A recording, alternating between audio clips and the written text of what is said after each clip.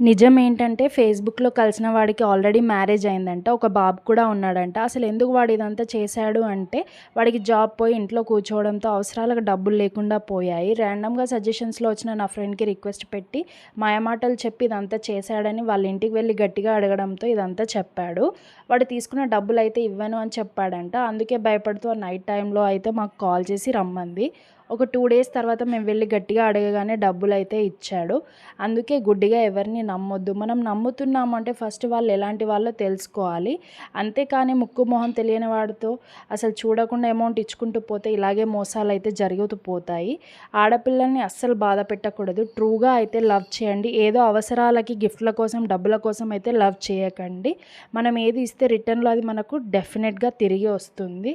So, ఇలా మాయమాటలు చెప్తూ పోతూ ఉంటే వాళ్ళని నమ్ముకుంటూ పోతూ ఉంటే లాస్ట్‌లో ఇలాగే ఏడుస్తూ ఉంటారు. So, be strong.